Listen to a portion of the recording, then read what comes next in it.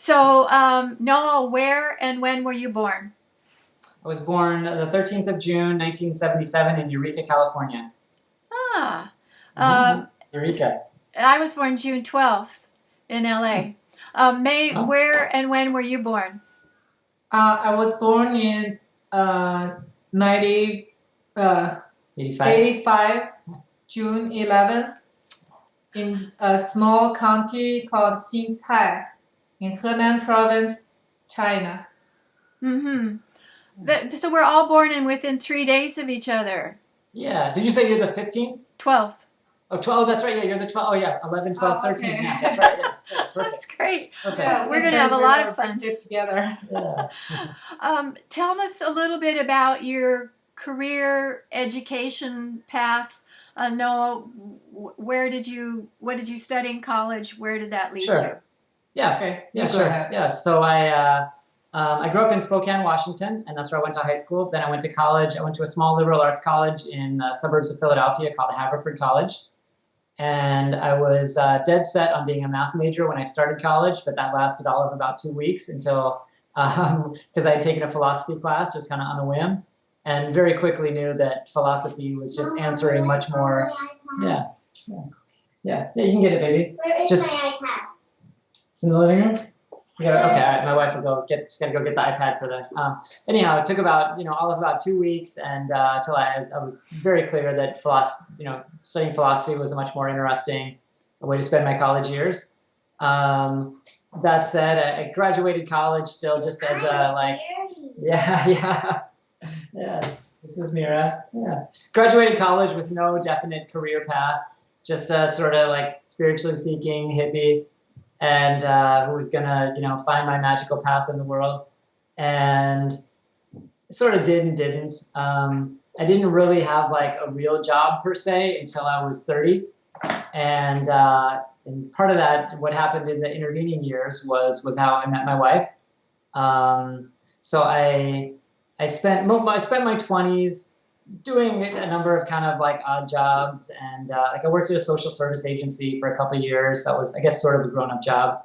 But by the time I was 28, I was starting to feel like I need to have kind of like a real career. My friends are starting to like, high school friends are starting to get married and buy houses and stuff, and I'm just sort of living hand to mouth. And so I still had no idea what I wanted to do. So I thought, I know I love languages, and so I know as a as a white college educated Westerner, it's a great opportunity to be able to go to Asia and teach English. And I was originally thinking Japan, but then just found like opportunities in China, and just started sending out emails and responding to ads on Craigslist.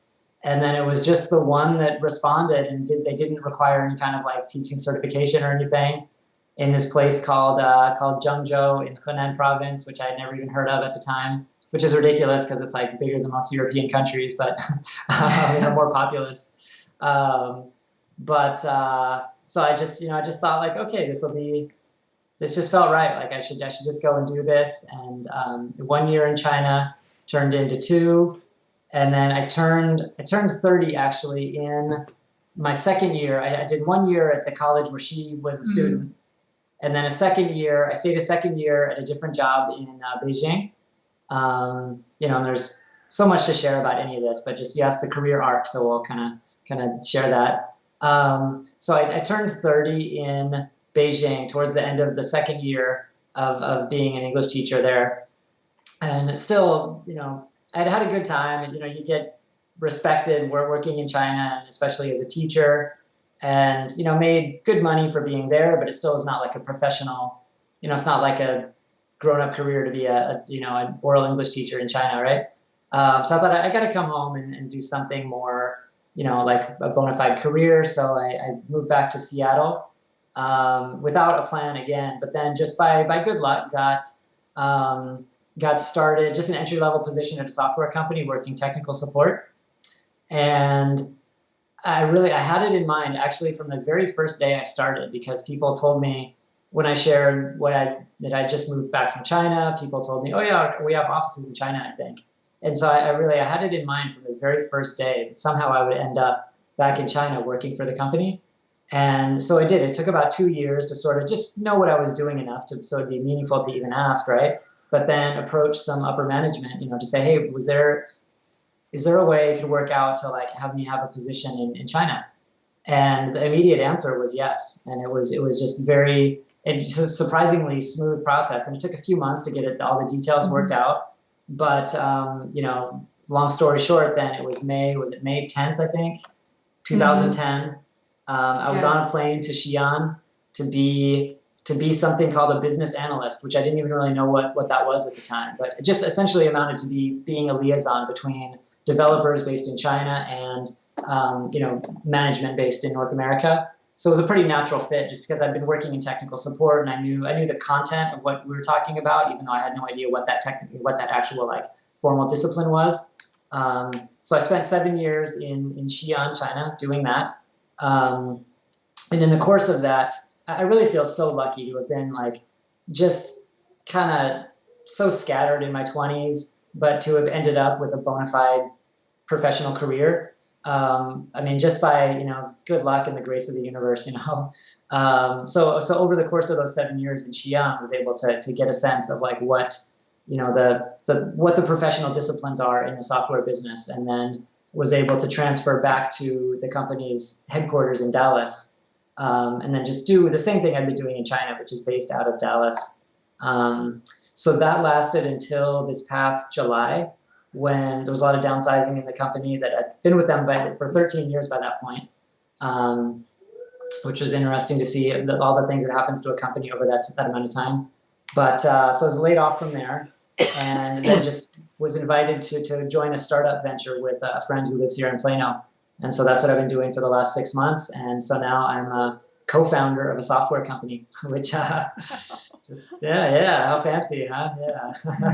So that's me. That's I don't know if that was more or less detail than you were hoping for, but no, that's great. May, what about you? What did you study in college?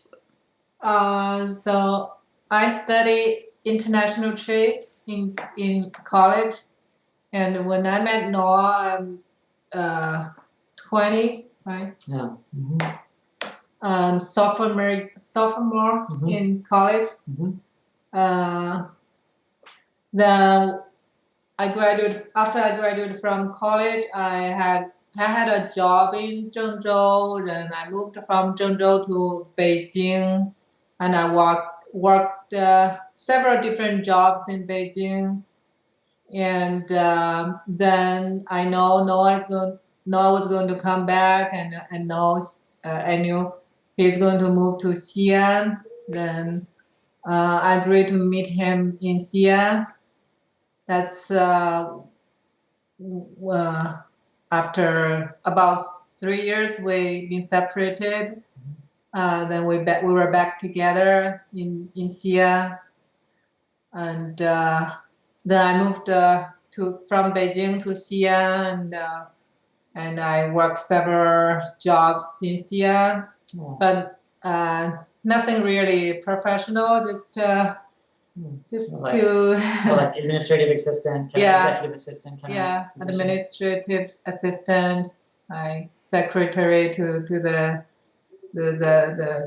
CEO of the company, but nothing professional.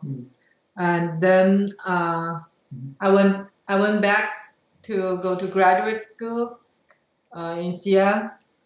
It's called Xi'an Foreign Thought. After the Xi'an. May's face is cut off. Let's see. Should she come closer to me? Yeah. The graduate school I went to is called Xi'an International Studies. Yeah. Study. I took a course there to learn English interpretation. Like to translate. Translation and interpretation. That's my major there, and but I didn't really finish the degree. I finished all the courses, but I didn't finish the paper. So I only got got a certificate say that I attend school and I get, Well, but I didn't really get a degree. Yeah. Yeah. That's How when we were did having you- the baby. how did you physically meet? That's when I was in college in 2005, and he was my oral English teacher in my second year of college, and I was probably the best student in my class. Maybe not the best, but top 5, I would say. And So the very first, so I mean, it was when I showed up in China in August 2005. So there was like a week-long orientation to all the foreign teachers in the school, and then you just get thrown in and start teaching your classes. And so she wasn't in the classes my very first day, but then my second day, the classes I had that day. So then she was in one of those classes, and then the very first day of class, her and one of her buddies, was it Li Haixia? Yeah, they asked me out after class to go like have coffee or something after class, just to like hang out with the English teacher and get more practice talking, right? And so that's a pretty clear memory still, a pretty like sweet memory. Yeah. We went to a ice cream shop where we got ice cream. Like a coffee ice cream sundae or something. Traditionally, Chinese and Japanese people think that Westerners are hairy, smelly, ugly. Did he seem attractive, or did he seem hairy, smelly, and ugly? Okay, I'll tell you something about the first time I met a foreigner. I mean, the first time I met a foreigner was like when I was around 12. We were on a bus. It's really like a crowded bus, and then several foreigners come on the bus, and all the people on the bus just like staring at them. And just then that's the first time I met a foreigner. I said, wow, their eyes are really blue and their hair are really blonde. Okay, they're just human like us. And when they don't have a seat, they just sit on the floor with us. And it's anyway, it's eye-opening to see all foreigners. And then when I went to college, the first time I met like foreign teacher in my campus, on my campus is and he reached out his hand and to like shake my hand. I just noticed, wow, his arm are really like hairy. And it's my first time to really speak English with a foreigner. It feels like, wow, is this like real? And then because in my college we have a lot of foreign teachers. It's very convenient for me to like find a foreign teacher and practice my English. So when he become my teacher, and after the first class, me and my best friend, we think, oh, it's a good chance to just get to know this teacher better. So we ask him like to have a drink with us later after class. Were in your mind, was you only thinking of, I want to practice my English, or were you also thinking, he's an interesting man, attractive man? So the first class, I thought he's pretty interesting, and also he's so excited to be there. It's like he's more excited than us. He's just like the most exciting person in class. Oh, hey everybody, I'm your teacher. And anyway, so at first I thought he's just graduated from college and never had any work experience or something. And I thought I thought he was younger than he was that time. And because he said he was 28, but I didn't really understand. I thought he was only 18. I thought, okay. Anyway, I thought I listened wrong. I thought you were 18. Okay. And I thought, Wow. anyway, just interesting, and we want to get to know you.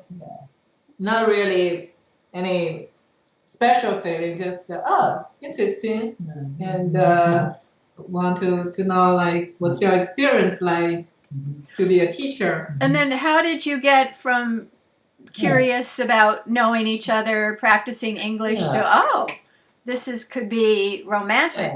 Yeah, well, that's where the story gets interesting, huh?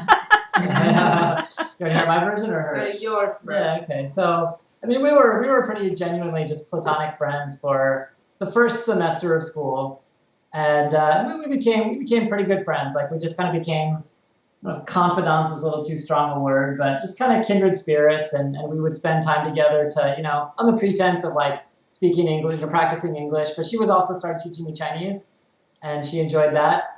And so we'd just meet and go for walks, and it really was pretty genuinely platonic. And I think I kind of thought of you as like just like someone a lot younger. Like it wasn't like I couldn't even like go there in my mind really. Like you were a lot, even though you thought I was so young, but like I thought of you as just kind of like a little girl, and and you were a student, and you just can't quite go there, right?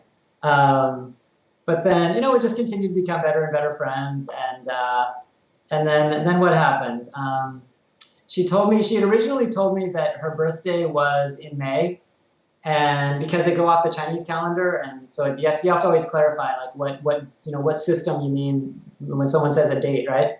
And then we were out together with some other friends, and she just out of the blue told me that she realized she had calculated it wrong. Her birthday is actually June 11th. And then I was like, oh, that's interesting, because that's 2 days from my birthday. It's interesting. And then that was the first time in my mind I thought, like, how neat. That's a neat connection. Maybe there's more there, right? And we were out with, it was Jack and JoJo and that girl Betty. And we were out at a coffee shop over by Jack and JoJo's school. Okay. So anyhow, that was the day. And then like when it really finally came to it was, we went on, it was kind of like a weekend trip organized by a bunch of her classmates to just a day trip to go to, it's like a half-hour bus ride to some like mountain. Go hike up the mountain and then just kind of hang out for a day. And then, so we went together with like a bunch of classmates, but her and I being friends, we just kind of, basically by each other's side the whole day. And then coming back down the mountain, we had to like hire a motorcycle to come down the mountain to bring us down. I don't know why maybe just to get down quicker. We were tired. We just didn't want to hike down or something. And so it was like the two of us on a motorcycle together. And it was just like, oh, that was cozy, right? And then I think it was did this all happen in one day? So then we got back in the late afternoon, but I think we kind of just like weren't done wanting to hang out with each other. And then we got together with another one of your classmates. It was, what's her name? Sally? Yeah. And went into the little town to go just like shopping and just kind of walk around. Yeah. But a neat thing about that was the little town where her college was, it's about like a 10-minute bike ride from her campus into like the city center. And you could rent bicycles right outside the campus gates, just like for one yuan, like 15 cents for an hour to rent a bicycle, right? And so instead of each of us renting a bicycle, we just rent one, and then I ride it, and there's a little rack where someone can sit on the back, right? And I think we had done it before, but I don't know, something about doing it then, it was just like, it almost felt like we were like boyfriend and girlfriend then, but we didn't say anything. And so then we just went and hung out for a while with her classmate and got home around early evening, and I went back to my dorm room, and she went back to hers, and then she called me on the phone from her dorm room, and didn't like no explanation or anything. She just said, "What are we gonna do, Noah?" And I knew exactly what she meant. Like, hey, you're a teacher, I'm a student. Like, what are we gonna do? And I forget how I answered. Do you remember that? I don't remember. Oh, how romantic. Yeah, but then what did you say when she said that? Do you think? I'm trying to remember. What did I say? I mean, mostly I was just touched that that obviously we were thinking the same thing throughout the whole day and never said anything. And she just like was on my channel and she just knew, and it was kind of an amazing moment. And I probably just said, I don't know. But kind of led on that I knew what she was thinking. And I don't think we talked long at that occasion, but it was nice. And then then we just kind of kept hanging out. And it was the day of the college Olympics. So it's like a thing that happens every spring, where it's like a track meet, but it's not competing against other schools. It's just like a field day, you know, and like students sign up to run the 100-meter dash or whatever, and lots of other students come out to watch. And so we were just hanging out there, and then how did it happen? And we ended up back in my dorm room together, and then I was just gonna give you a hug, and then you kissed me, and then we just kissed, and then yeah. Oh, yeah. Oh, hang on a sec. Yeah, okay. Okay. She needs some movie? Yeah. Okay, all right. Yeah. Best way to keep at it. Yeah. So that was the transition. Right? That was like after 2 semesters of school? Yeah, so the timing was perfect because it was like the school year was almost over. So, you know, it's like, okay, you're not supposed to date students or students aren't supposed to date teachers, but school year's almost over. What are you going to do, right? You know, it's like kind of everything was just in like coast mode by that point, you know. So Oh, May, what did your parents think, your family, of you dating a American? My parents don't know anything when we first dated like this. yeah. Those our members in first life. The first time I feel that there's some possibility is when he asked me like, can I go to your house for Spring Festival? I just found it like pretty blunt. I don't know what to say.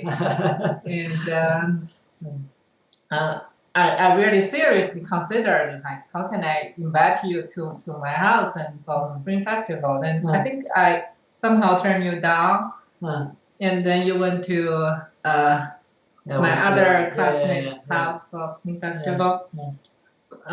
So after we returned from the Spring Festival, I mean, then that's how like kind of things get gradually a little settled between us. Like he will leave his he always don't lock his dorm. He tell me that I can just go to his dorm anytime. And, so me and my classmate, me and my roommates, we went to her dorm a lot, just sneak in and watch movies. Yeah, because the teachers' dorms are a lot nicer than the students' dorms, so they just go and like just hang out in that dorm, and there was a sofa. And sometimes we'll stay there for a long time, and we'll watch the show called Sex and City, because anyway, just it's available and something we do together as a group of girls. And sometimes he watch with us, sometimes not. And sometimes he'll come back because we stay in the foreign teachers building. The dorm. They have a special cafeteria where you can just get food.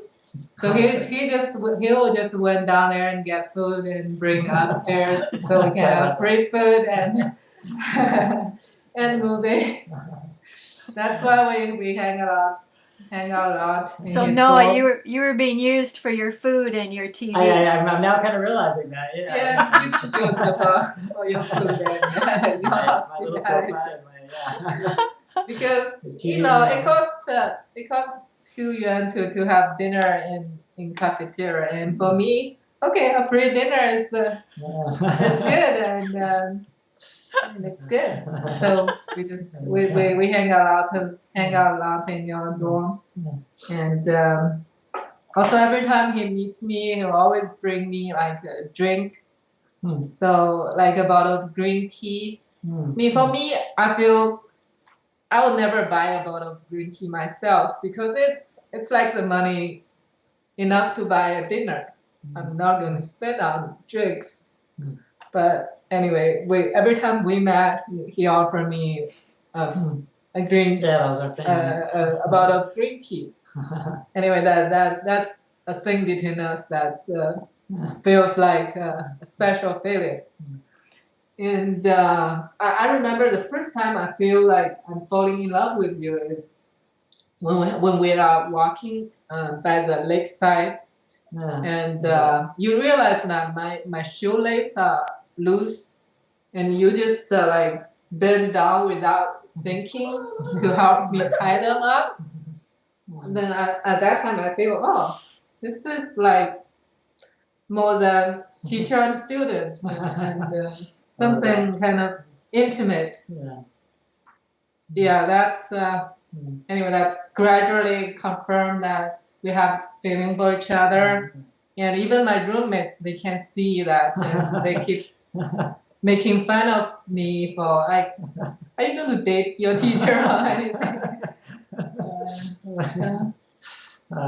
Good memories.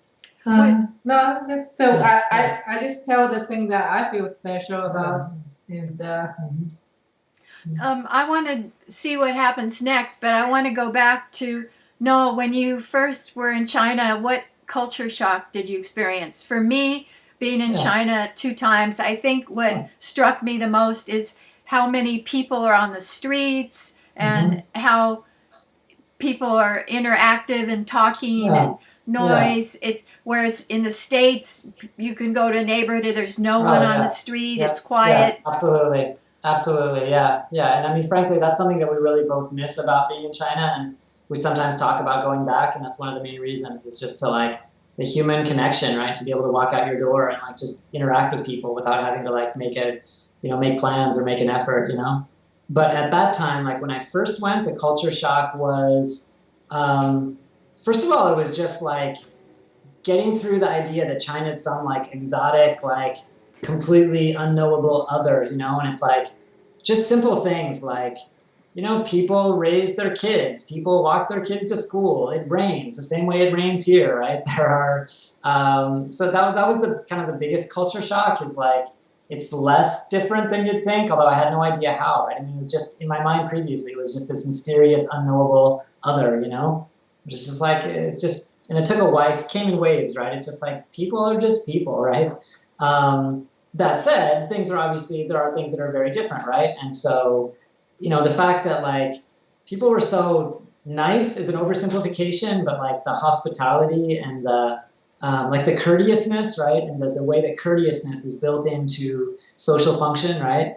And just like and especially as like as a white foreigner in China, right? I mean, people just bend over backwards and go out of their way, and partly out of curiosity, partly out of just, courteousness, right? And just a sense of, it's just, you just should, right?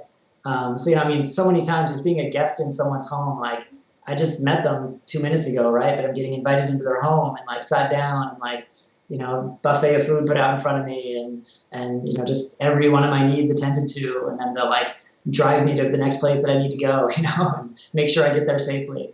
So I was really blown away by that, and that was it. It was neat to be with a group of there's a big group of other foreign teachers who were going through the same thing at the same time. So it was neat to like have like a cohort of my age peers roughly who were kind of going through the same thing. And so it was a wonderful way to be thrust into a different culture. How is your Mandarin? I mean, now it's I wouldn't say like 100% fluent, right? But I think he learned his Mandarin mostly in the first half of the year. Yeah. She taught me in China. Yeah. Then his level basically stays more or less the same. So I can function conversationally.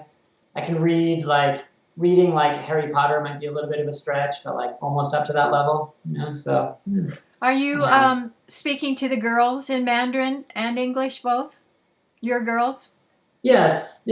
So like when I'm not around, and we speak a mix of Chinese and English. It's kind of geared more towards English in recent, so we've been here for 3.5 years now. Mm-hmm. But I mean, we speak a mix. Our older girl, she can speak and understand Chinese just fine. Because she was born in China, and she basically could understand Chinese when we moved from China to here. And then we have a pretty good community of Chinese friends that we associate with here. So quite often our house will be filled with people all speaking Chinese, over for dinner or whatever. Yeah. In May and in by Xian, people probably are speaking a dialect. They're not speaking Mandarin at home, right? what did you speak in your family growing up? In my family growing up, we speak a local diet and in the Henan dialect. Yeah. And you learned Mandarin in school, correct? I learned Mandarin and means since high school, like the teacher will make effort trying to speak in Mandarin, and so after we enter in college, because we are from different areas of the country, so will speak Mandarin in college. That's officially where I switched from my local diet to Mandarin. It's not like they're like unintelligible though. You know, if you're speaking for northern China, I mean, it's essentially like just speaking with a more like proper accent, right? So I mean, if she speaks to, usually would say Putonghua, is how they call like the proper, like I mean, if she speaks to her parents, it's not like her parents won't understand her, right? And it's not like, as far as like northern China, like all the dialects are pretty much mutually intelligible. So being in Xian, it's a non-issue really, right? Yeah. I mean, it's just like, you know, someone from New York talking to, as far as northern China is concerned. Basically, if I speak my local diet and those people speak their local dialect, and we can still understand each other. Yeah. And be like someone from New York talking to someone from Alabama. Right? Okay, got it. May, I want to get back to how you got married, but I want to finish with the culture shock. What surprised you? What seemed strange when you first came to Texas, I guess? I don't know. I think I'm pretty like well prepared for all the culture shock I was going to experience. So for me, there's nothing really new. Like I basically already sort of know how Americans will do things in different contexts. I don't know. There were some things that struck you. Like I remember what you said. Struck me is like my relation with my mother-in-law. Yeah. It's just I don't really know how to like be close with her, or be like when we talk, I don't know like what I don't know, just little things. You don't know what she expects of you. You don't know what the relationship is supposed to be like. Well, in China, the mother-in-law is kind of like the boss, right? She's like the matriarch of the family. Yeah. So and you did not. It's gradually changing. It used to be the mother-in-law is the boss, and now it's basically the daughter-in-law is in charge because of the position of women. Actually, like the position rise in the family, and like if I was married to a Chinese man and his mother will be like super nice to me, make sure every of my need be met when we like first visit his house. Like when I was having a baby, like spending the several weeks together, like if I just had a baby, and the mother-in-law will like basically wait on hand for whatever I need. Anyway, just that's the modern China. No, what do you remember? With his mom, I just don't know what to expect. So when she said, "Oh, when you had a baby, I'll be there for you," I don't know what to expect from her. Like when she says you'll be here with, and so after like she said she's going to be here, then I thought she's going to be here like before I gave birth. And she didn't, and she wait for another 2 weeks, then come here, and then when she come here, she accused me of not letting her holding the baby, Mm. and Mm. she accused me of like being distant from her. She said, "Oh, why don't you think I hide me when you saw me in the backyard?" Mm. I don't know what to Yeah. say. I saw her. I did saw her, and I thought she might want to enjoy some alone time in the morning. So I made myself breakfast and started eating breakfast. I thought there's some time for myself, right? I got to take care of myself first. And so we had a fight. And then she just left. After the fight, I apologized to her. I tried to explain to her how I feel. And she still just left. When she left, she didn't even tell me she's going to leave. She just wake up in the morning and she knocked on the door and said, "May I'm leaving." And I just dress up the kids and say bye to her. She was so abrupt. That's No, painful. like, Yeah. Really, that's painful. cold, Yeah. you know. Yeah. Like you don't even say Yeah. bye properly, right? Still, Yeah. Yeah, that was yeah, that Yes. was uncomfortable. uncomfortable experience. And after that, I just feel kind of depressed for a while. I don't think I that's really miss my family, especially after like giving birth to my second baby, and so hard. It's really so hard.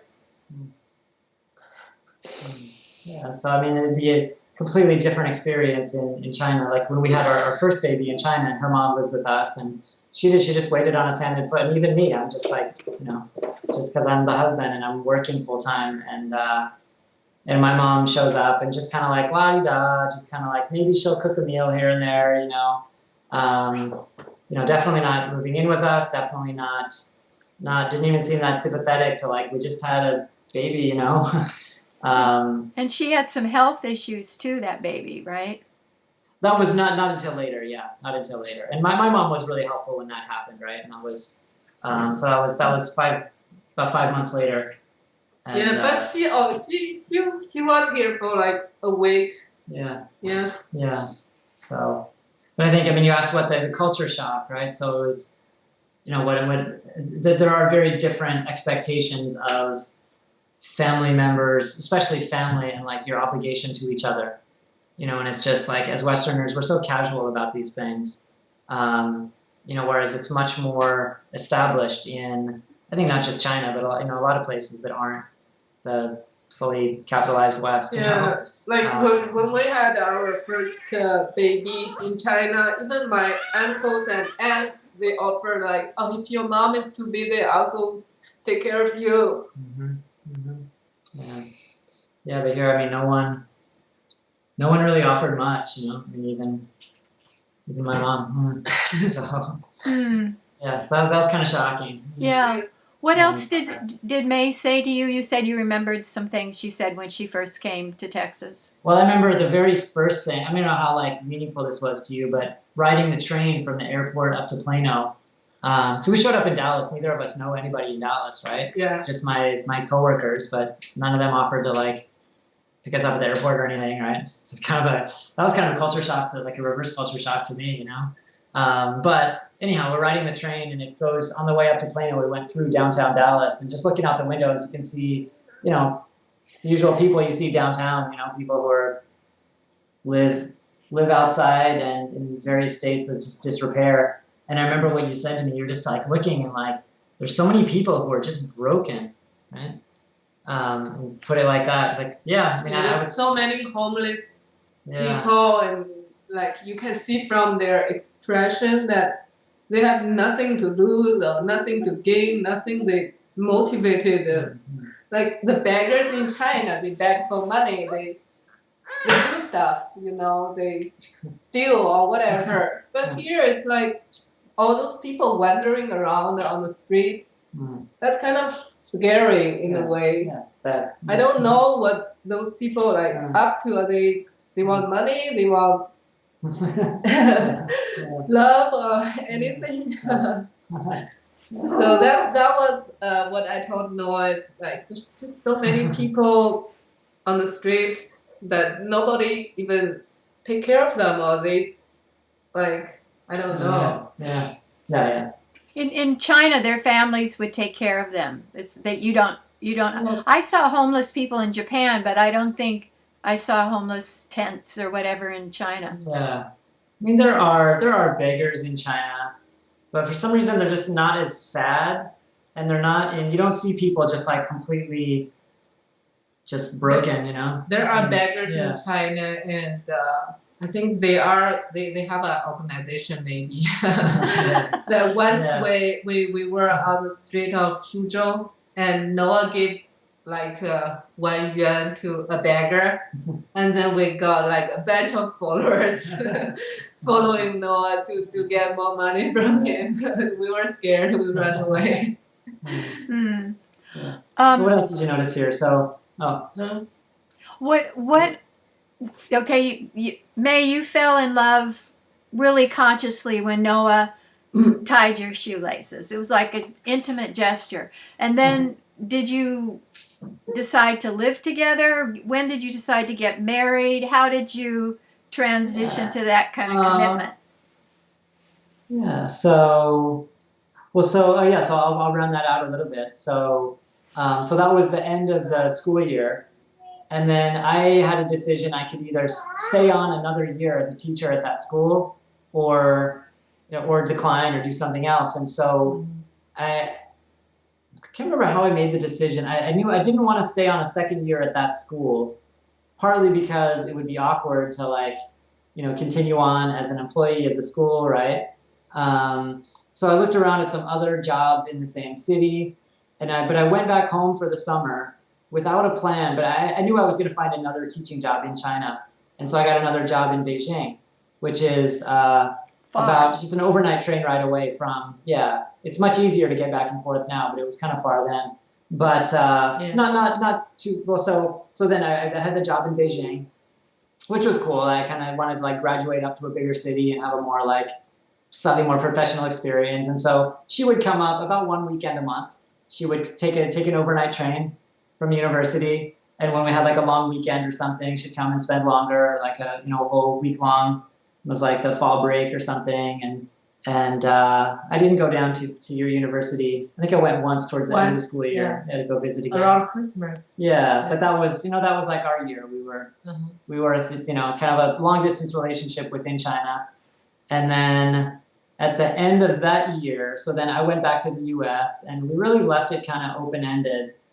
And so then I was back in the U.S. for about 2.5 years, and she dated other people, and I dated other people. But we always I think it was always kind of in the back of our minds, we'd always end up back together somehow.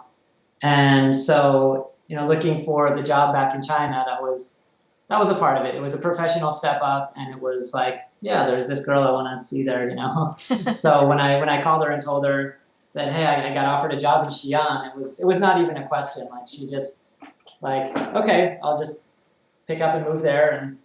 And so when I arrived at the airport in Xian, she was there waiting for me in Xian, and a city that I think you'd never even been there before.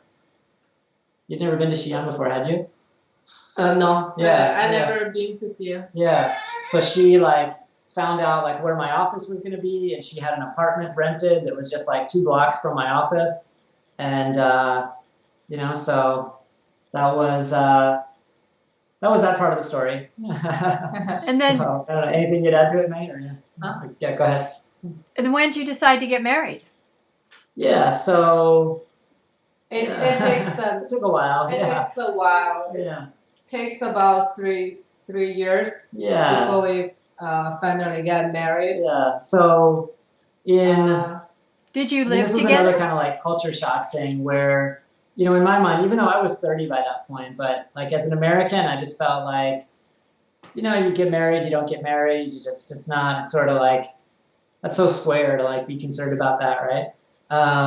But it really took me a while to understand that like China's not like that, and there is a definite like progression, and it's important to hurry up and just have that matter settled, right? And I really didn't get it, and I regret not getting it sooner, because she was, even after a few weeks I'd been there in Xian, she started asking about like, well, so are we gonna get married or what? And I'm like, whoa, hold on, we're like, like we just like live together, this is nice, let's enjoy it, and at that time, I had it in mind too that I probably didn't want to have kids, and obviously that changed, and so I didn't have that vision to like hurry up and get married and start having a family, So it took like 3 years, and we went back and forth about it, and in the end, it was just like we didn't have like a big wedding. We just went and signed the papers at. It's basically I forced him to get married. Yeah. I just gave him no option. Either we're getting married or we just have to break up. Yeah. Like, So. Yeah. And had you been living together during those 3 years, or you were still? We most of the time live together. We break up several times. Then he moved out, and then we moved back together, and just a lot of quarrel and fighting. Yeah. And mostly we fight about money and how we spend our money. Oh, that's interesting. True. Yeah. Because he think he earned the money and he got to spend it in whatever way he wants, and I just want us to like have some kind of savings for future. Right? You didn't realize you were going to be a marriage counselor today. Yeah. A relationship counselor. And we prepared to get married. So it just we even get our marriage photo. Like the one we put on our marriage certificate, we took it once. Then we didn't get married in time. The photo, like you have a period of 6 months, then it's expire. Right? You got to use your recent photo. Then we got to take another photo again. Also, he got his. That's our marriage certificate. His single certificate to go to the embassy and get some kind of letter to say he's single and it's legal for him to get married in China. We even get that twice because first time we didn't get married in time before the first one expired. And anyway, just a lot of stories. Yeah. And even when we determined to get married, and that day he didn't show up. He didn't show up. Noah. Yeah, I thought, this is like over. Yeah. Noah, were you scared? Yeah, I was. I mean, there's more to unpack there, but yeah, I was resistant. I was resistant until the end, and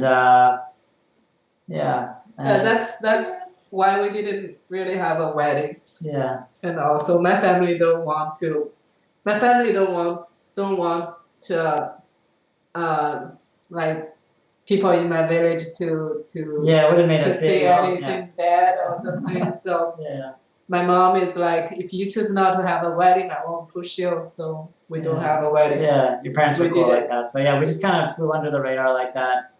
And but after we did do that, it was just kind of a big relief and like, okay, that's settled. And I know this isn't like a big romantic part of the story, right? It's like but when things got really nice again was, I had always had it in mind I didn't want to have kids, and but for whatever reasons I just changed my mind, and I knew my wife really wanted to, and so once you make a decision like that, then it's just like, of course I want to have kids, right? So we had Mira, and she was conceived on my birthday, actually, which was a nice memory, right? Yeah. We went to Indian dinner, and it was like my weekend. My birthday was on a Saturday, and it was just like the perfect day, and that's when Mira was conceived, and And so Mira's life was just kind of magical and charmed, and you know, I mean, from the moment of like knowing that we're gonna have a She baby, was it's the just most kinda, popular yeah. baby Oh, you in know what? our neighborhood. Someone's at my door. I have to talk to them for like 1 minute. So Okay. you guys talk like, I don't know, girl stuff or something. Yeah. Uh-huh. Okay. Yeah. So Mira was a popular baby in the neighborhood. Everybody wanted to hold her, and Yeah, everyone wants to hold her. Everyone wants to look at her. They all call her like the boring baby. hello, sweet girl. Hello. This is Anna. Hello. She's now 1 year and 8 months old. And I know she had a health issue. That must have been hard for you. Yeah, she had infantile spasm. It's a kind of seizure that occurred when the baby was around 6 to 10 months old. So we found out when she's about to be 6 months old, and we don't know the reason behind it. It happens around Halloween. And what I feel is because we have done so much activities during Halloween, and like we went to parties, we went to friend's house. They have like all kind of skeletons and stuff and lights. I think it's probably like overstimulated, and also we went out for the trick or treating on Halloween night with our friend, and Mira go door to door, and I pushed the stroller with her in there. I think that's probably what triggered her to have that, but nothing to be certain about. And there's no genetic reason, or there might be some structural reason in her brain, but it's also a bigger. We don't know. Mm. So, but she's sort of okay now. She's still kind of a little delayed compared to normal kids. Yeah.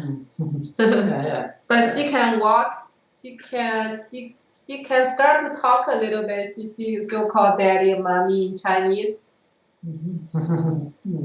Yeah. She's certainly a beautiful child. Thank you. Thank you. Thank you.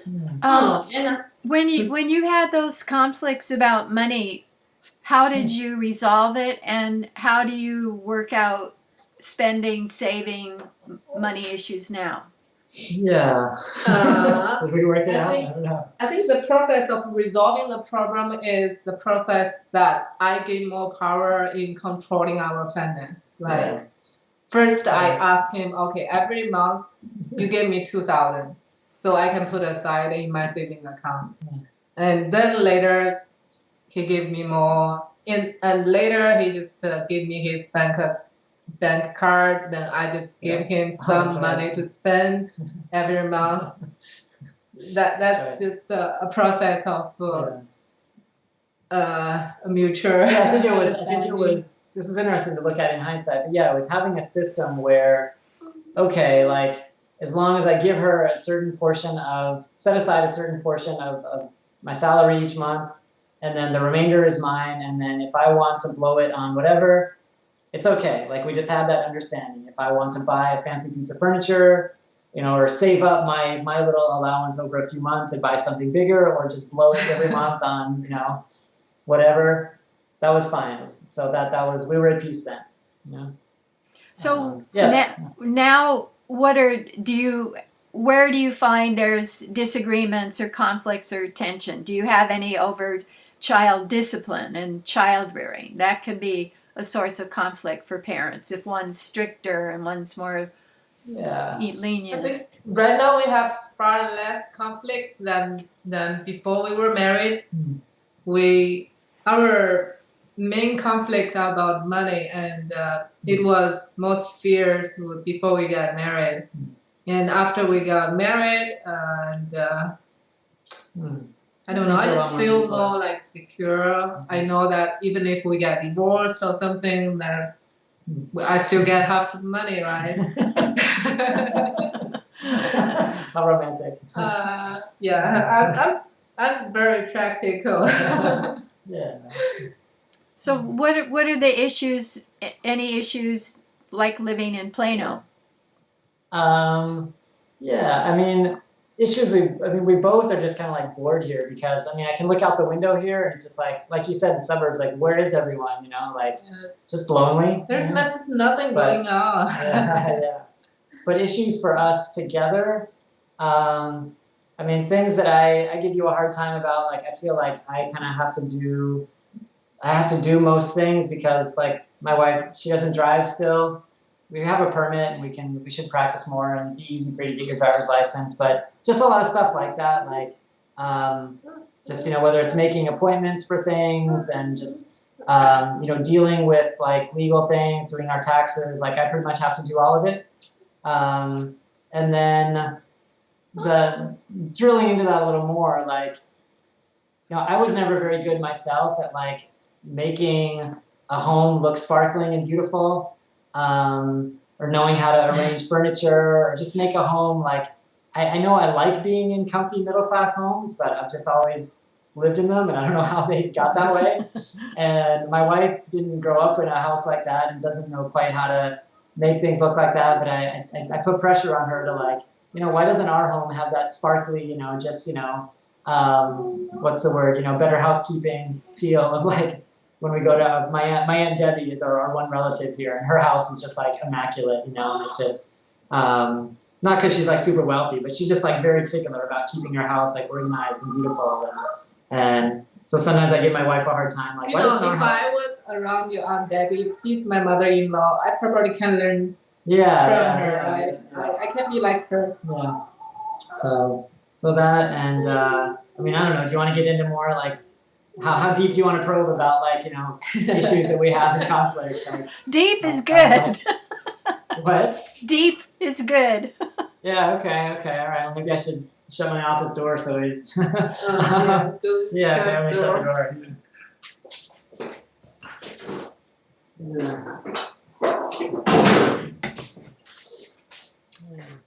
Yeah, we had the issue about sex. Yeah. And he has to find a marriage counselor to get me like talk through that. Yeah. You mean after having having babies, it was an issue, or before? Both. Yeah. I mean, we just.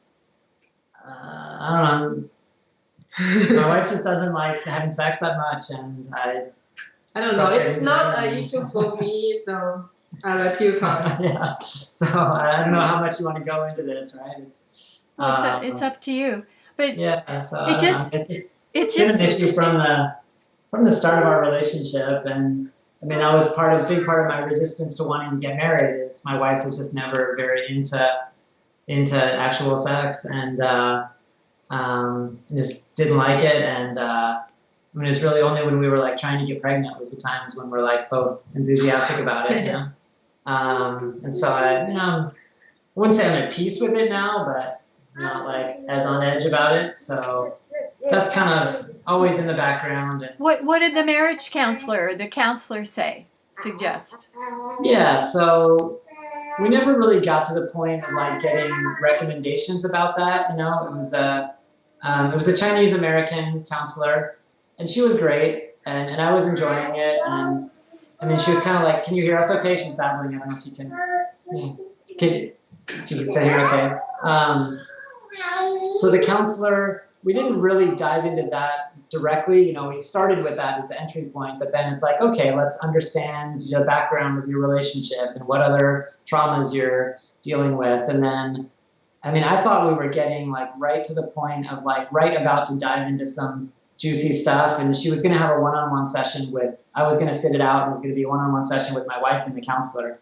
And I think it got to the point where it was starting to get to some stuff that was really uncomfortable. And my wife just said like she's just not going to do it anymore. And I was a little disappointed, but you know, I mean, it's not like we're like on the verge of divorce or something. It's just like, you know, life can be better than it is. And so it's like, okay, maybe we'll resume that at some point. Maybe not. I'm not sure. May, if you ever want to do a one-on-one with me, I'm available. And I taught sociology of sexuality.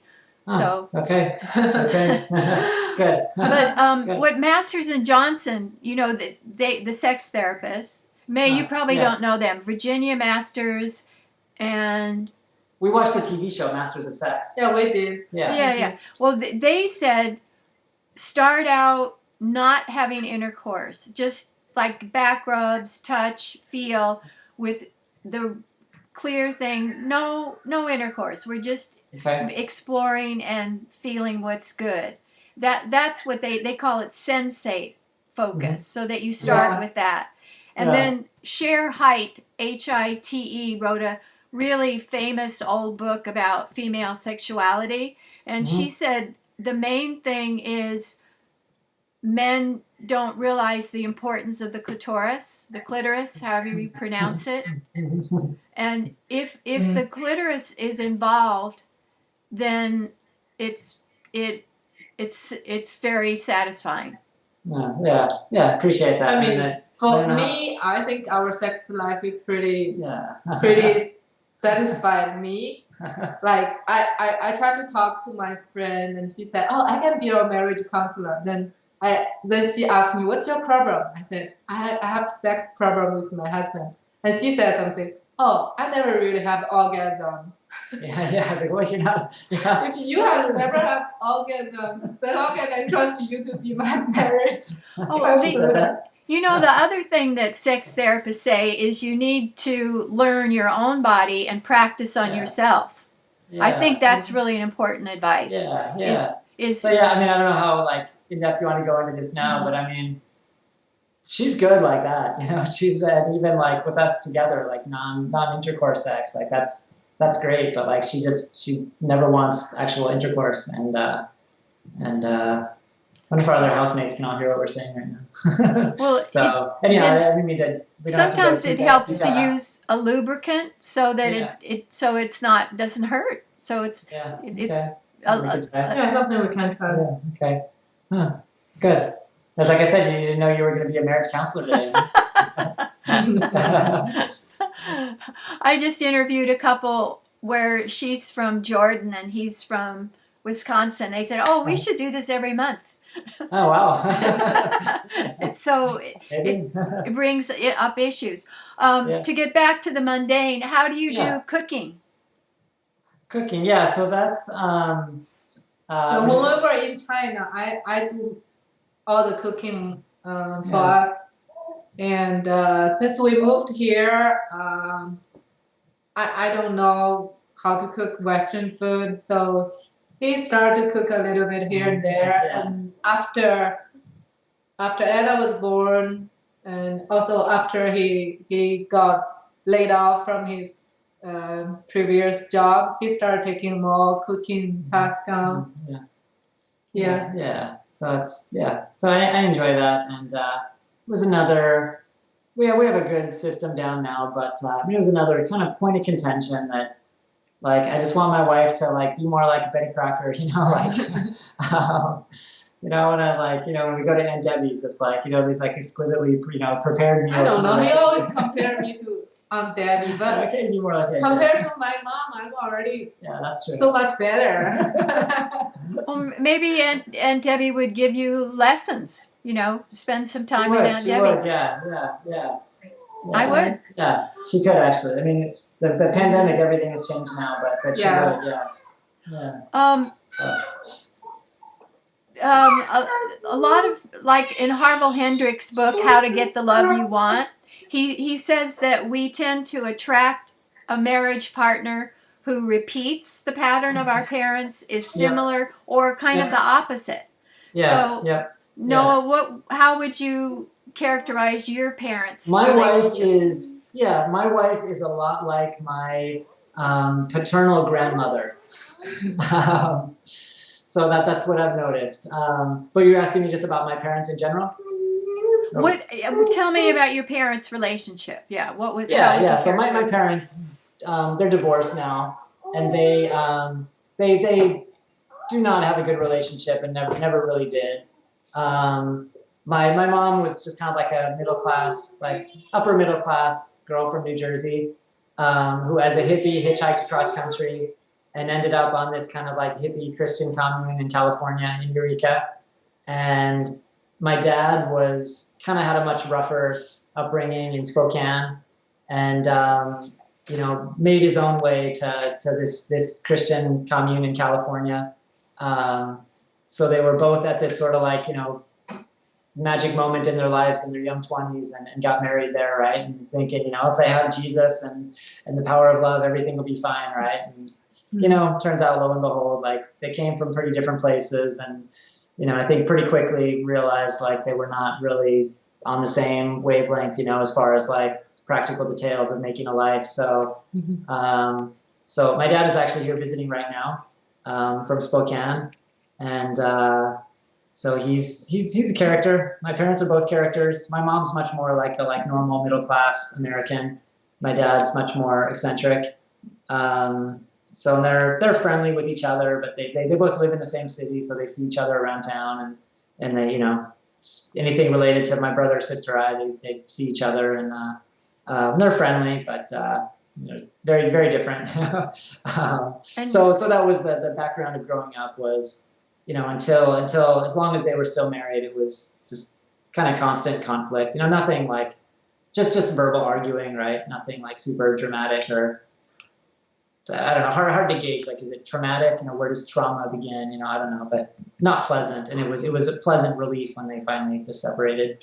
Well, so, how old were you when they divorced or separated? 12. Oh, yeah. Did 12 they? 13, yeah. Did they remarry? My mom did once. It was pretty short lived and pretty we don't even we almost kind of forget that chapter happened, but just kind of uneventful. She was married for only for a year and then got separated. My dad's dated people over the years but never remarried, and my mom she's had the same boyfriend, more or less the same boyfriend, with a few interludes, but for 15 years. No, more than that. She's more like 20 years. Yeah. So it's John. He's just there. It's Mom and John. We go on vacation, do whatever. Mom and John are there. What's your birth order in the family? I'm the oldest. My wife and I are both the oldest. I'm also the oldest. Yeah. You too? Yeah. Yeah. Okay. Yeah. No surprise. Yeah. So yeah. So so I'm the oldest of 3. She's the oldest of 4. And yeah. I have a brother. So May, what about your parents' marriage? What was that like? Or is it like? They were arranged to marry each other. My dad went on dates with 20 different girls, then finally settled for my mom. And at that time, just you went one date with a girl, you have to decide whether you're going to marry her or not. That's how my parents got married. My dad decided, okay, I'm going to marry this girl. She's a little fat, but I don't care. And then my mom thinks my dad he's sort of good looking, big eyes, and his dad used to be a doctor, so he was going to become a doctor someday. Not real doctor, just like a traditional Chinese medicine doctor. But from my mom's point of view, he was going to provide a relatively comfortable life for her, so she decided to marry him. And they fight a lot. My dad, he has drinking problem, he has gambling problem, but he's loving and kind. He's they never really talk about breakup, so it's no matter how hard they fight, I always know they have to be back together. Yeah. So you both had parents who were in a lot of chronic conflict. Yeah, I think that's accurate. Yeah. So yeah, I think I don't know. I'd like to think we're doing better than that. Yeah. Yeah. Right. Yeah. What do you do for fun, especially in the face of 2 kids? Like some people have a weekly date night or something. Yeah, unfortunately, we don't have much like that. I mean, we just kind of we have fun in our daily life. We used to, when the weather's warm, my favorite thing every day was we have dinner and then we go out for a walk in the neighborhood after dinner. And there's like a bunch of other kids, and we walk like 2 blocks away, and there's a bunch of other kids always out playing at the same time, and that was just like heaven for me. And I kind of run around and play with all the kids, and my wife sit and chat with the other moms. And I know I just said the suburbs were boring, and they mostly are, but we had a nice thing going for a while when the weather was warm, and then it will again. So that's like what we do for fun. We don't really, because we don't have family here. We don't have anywhere we can drop the kids off, or like, we can't like really get out much on our own. So, what do we? Yeah, I mean we do need to have more like hobbies or things we do together. Yeah. Yeah. I mean, we went like literally in the 3 years we've been here. We went out to a movie once. We had someone like watch the kids, and we went to like my work party once. We had the same friend who watched our kids for a while. Yeah, we even like have our friends watch Mirror. That's how we get Anna conceived. Yeah, that's true. Yeah, because Masters and Johnson said pair bonding is based on the shared memory of good times. It's really important to have that glue. So, Noah, are you working at home now because of the COVID? Yeah. So right where I'm sitting now. Yeah. So, and I was, even before I got laid off, I was working from home for a few months, and then continued now to where I'm home all day every day. Yeah. So do you get on each other's nerves at all, being together 24/7, or how do you handle? I would rather have him out of the house because that way I'll feel the house is mine. He's here and he has to focus on his work, and I have to. Like he has to, when the kids are being too noisy or watch too much TV or something. But generally it's okay. We work out now, okay. Yeah, we don't, I don't know. Yeah, we kind of have we just sort of stay out of each other's way when we need to, I think both of us have the tendency to like avoid conflicts with anyone. So I will stay out of his way if I know he has an issue about something. I will not try to like step on his nerve, trying to cause problems for him. I think it's the same with him. Yeah. Right? Yeah, I would say similar. We just kind of know where our boundaries are. We know the things that are going to cause the problem. So just like most of the time, it's just not worth it. So just. So, May, if you had a choice, would you be living near Xian or would you be living in Plano? I think I'll still choose to be living here. Yeah, right. I mean, Xian it's hard to live there because it's dirty, it's noisy, and the air quality is really bad. Oh yeah. That's the main like concern when we were living there. That's also what like I decided to move somewhere because I want to grow our kids to grow in a better environment. That's probably the main reason we decided to come back to the U.S. Yeah. Also, I'm reading a book by a German author who talks about under President Xi how surveillance is everywhere, cameras and that system where you get points, and then you can't do. Yeah, I think I'll say something about that first. And then say something. I have a really different point of view on that, and if you pay attention to my Facebook threads, like I argue with people about this all the time. Like I think a lot of that is really kind of like hyped up anti-China propaganda, and it had nothing to do with our practical lives there day to day. And like the social credit thing, I think that's just kind of like over exaggerated. It's just like it's a credit score, right? So it's not, if you ask Chinese people about it, it's not something they worry about at all.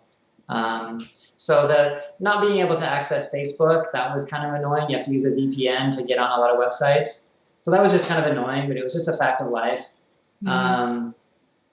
No, I had no problems with the government there, and even the internet stuff. Like I understand why the Chinese government. It took a while, but I do understand now. It's a controversial opinion, but I do understand why the Chinese government does that.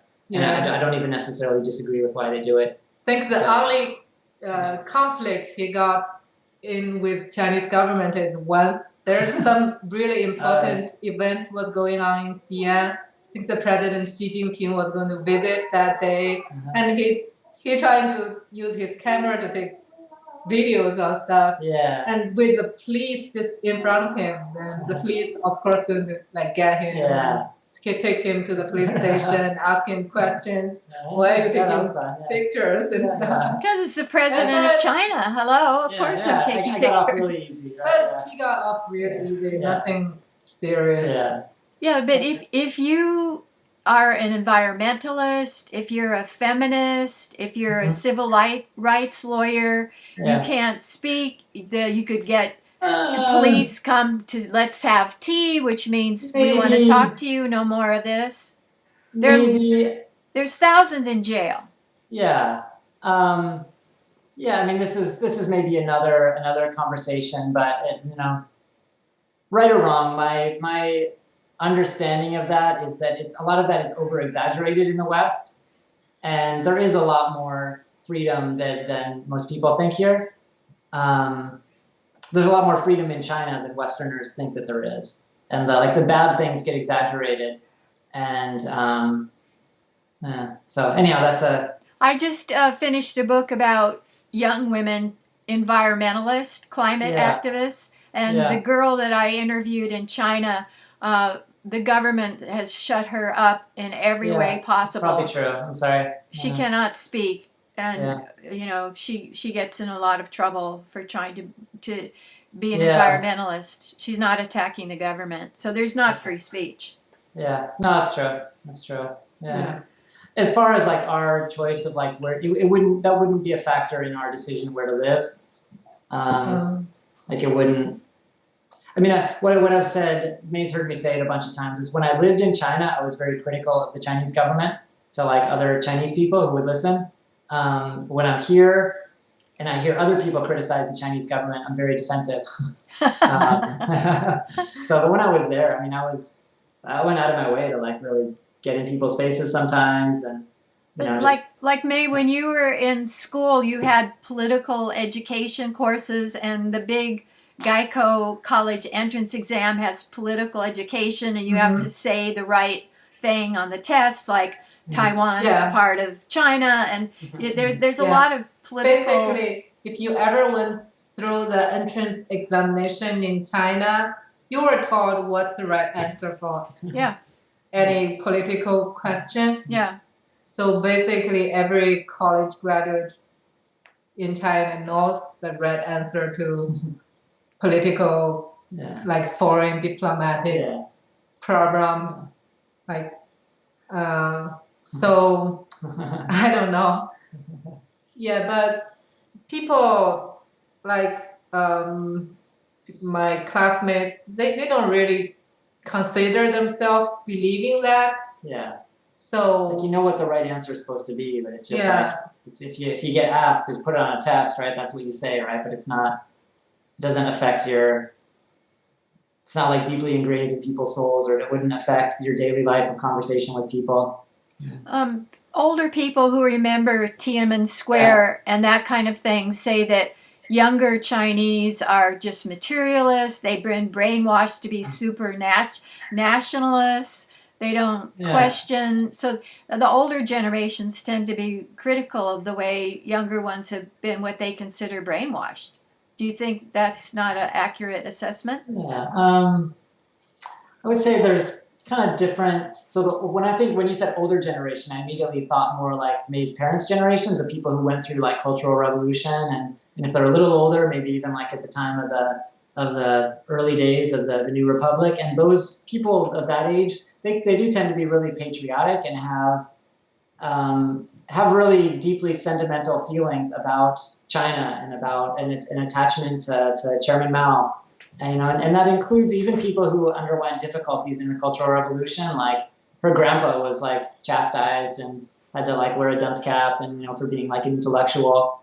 But even listening to her parents tell stories about like collectivization and things that happen in their village, there were things that were challenging, but they kind of look back upon it with like kind of warm feelings too, because at least everyone in the village was like together doing stuff, and it was kind of fun, you know.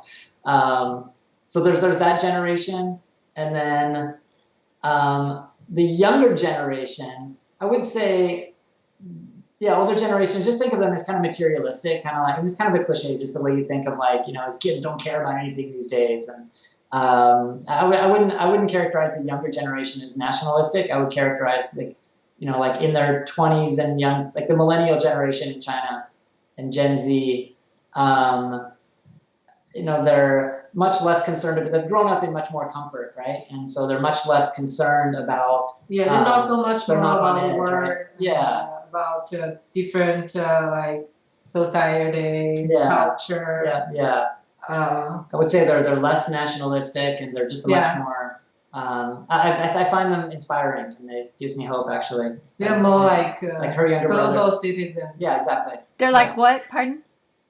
They're more like global citizens. Oh, right. Yeah. Right. Yeah. 'Cause they're through the internet. They're much more connected to the rest of the world, and yeah, no, it's very encouraging. You know, and the level of English, the ability to speak English, like pretty much any college student, you know, can carry basic conversation in English. So it's younger generation's great. Yeah. The high school students people that I've interviewed for my book say that in high school anyway, they had huge classes, 60, 70 people, and so they didn't dialogue. You didn't ask questions very much. You just wrote. You just took notes on what the teacher said. So I wonder if that's still true, and if in college at least, well, in your English classes, you must have dialogued. They just didn't sit and take notes, right? Yeah. I think, even in college, it's still more or less the same. You sit, take notes. Yeah. You don't have dialogue with your teacher. I was able to have more dialogue with my teacher because the college I went to is a private university. Most of the students there, they don't want to study. They sit back. I was able to always sit in the front row. So for me, I see the opportunity in college to be able to talk with my teacher if possible. Like when I went to high school, we have 120 students in one classroom, and everyone I have to share a table with sometimes two other students. It's hard, but we survived the way. Has it changed, or is it still like that in secondary school? I think it's more or less still like that. And what I think it's probably what's made worse is like some the high school. Some of the high school are being like privatized. Because when I went to high school, all the high school are like public high school. Yeah. And you got to get certain scores to go in high school, right? But after you get in high school, you have like basically the education is very cheap. And right now I think because of the privatization of education, it makes poor people like the chance of them to ever go to college or enjoy better education become like even like less stress on families. Like put more stress on poor family. Why is that happening? Why are there more private high schools? Good question. More private high school because education is most I don't know, it makes profit for some people, right? And they want it to be privatized so that rich people can pay more money for better education. Anyway, so I have teachers that taught me, and they have complaints about like the privatization of education.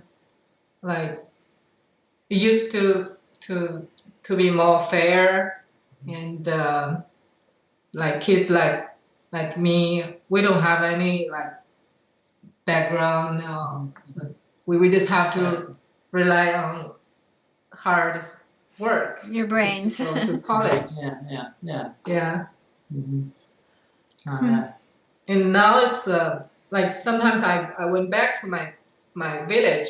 It's a little depressing to see the younger generation. Like I'm not sure about their how they, because of when most of the parents in rural area, they got to go find a job in cities, and so the kids will leave behind. They were called like With the grandparents. stay-at-home kids or with the grandparents, and most time the grandparents are too old to take care of the kids, and sometimes they will just leave to cell phone, and they will just play with cell phone whenever they can. It's a little sad to see that. Sad. It happens here too. Yeah. So our older daughter in the other room now, probably. Okay, last question to Sure. kind of sum up. If you were giving advice to a young couple that was getting married, what would you tell them? Really pay attention to this, and this to make your marriage a happy one. Oh wow, great question. What's the secret of happy marriage? Yeah. What advice? What advice would you give to a young couple? Yeah. Oh boy. Yeah, just really listen to your wife, listen to your partner. Like really understand, like the things that you're saying aren't necessarily the things that are really what the issue is. So really just like listen deeply and feel into like what's the real issue? Because it's probably not the things that you're actually talking about. And when you understand those, the more quickly you understand that, the more quickly you're going to be at peace. Nonviolent communication, do you know that system? NVC? Not as a concept, but not as a specific system. But there's a specific communication program, and they say you have to get at the basic need. That's what you're getting. I'm upset about this. Okay, but what's the underlying need that creates that upset or whatever? They have books. So that get at the underlying. What are you really uncomfortable about, right? And that goes both ways, and making sure that you're able to understand that about yourself and communicate that to your partner. So what I'm communicating to my wife, it's genuine. It's actually helping my wife understand something, or as opposed to just like venting trauma in a way that's not even related to, what I'm really frustrated about. Yeah. So what else? Have a sense of humor. Don't take things so seriously. I don't know. How about you? And I don't know. I think there are like crucial moments in your relationship. It will decide whether you break up or going forward. And always ask yourself the question, like, what do you want? What's the outcome you want to achieve? Like, are you going to marry this? If you want to get married to this guy, like, what will make him want to marry you, right? Or like, what's blocking him from making the decision? I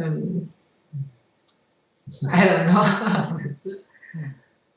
So that's when I look back, and there's some crucial moments that we could make different decisions, and that's what we decided is what our choice led to our current situation. Like every choice we made in our relationship, whether we choose to fight, we choose to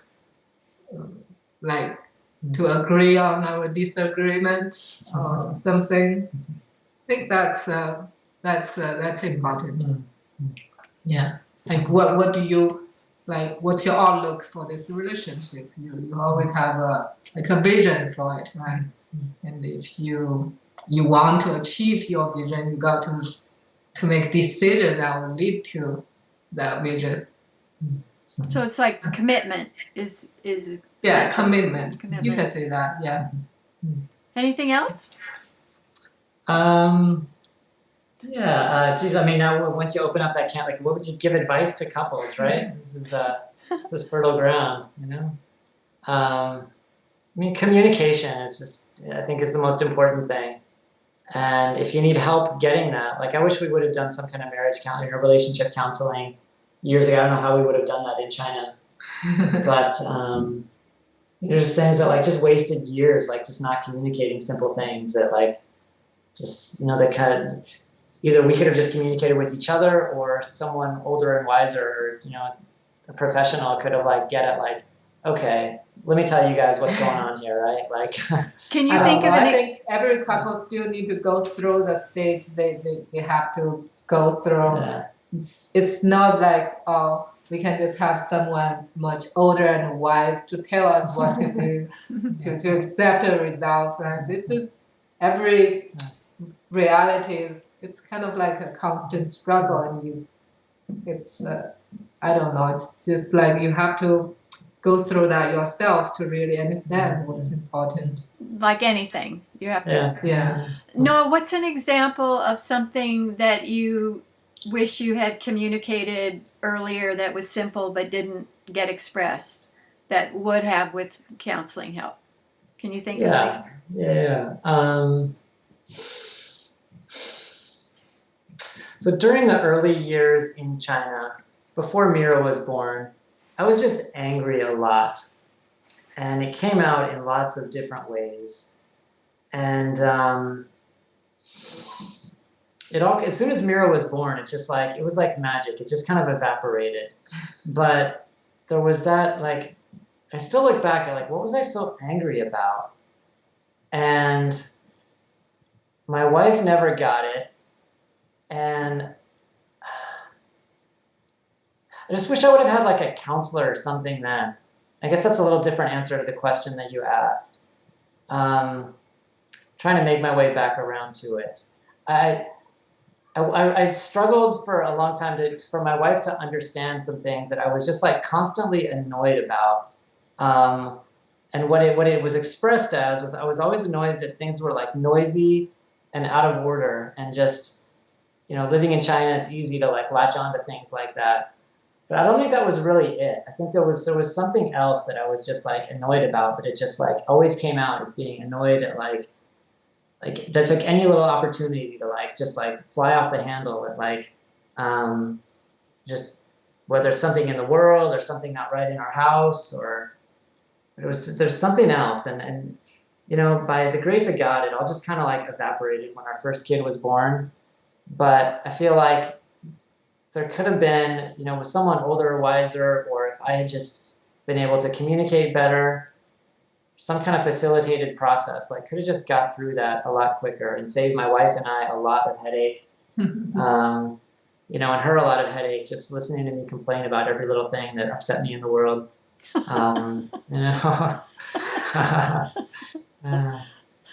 So, I mean, I'm being very, very indirect about the question, like,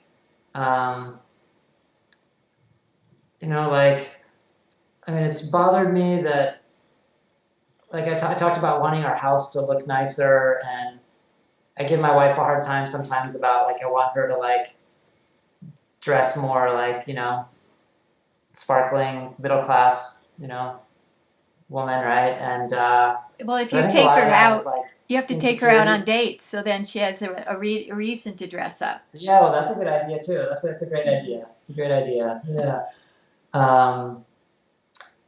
But I think a lot of that's just like coming from my insecurity about like really belonging to middle class society. Yeah, I don't have that. Yeah. So for me, it's like I'm already dressing my best. Yeah. I don't know. So, yeah. I don't have that kind of deep feeling, like afraid of losing anything. For me, I don't have anything to lose from the beginning. So to me, it's more like what I decide to take or not, what I decide to choose or not, right?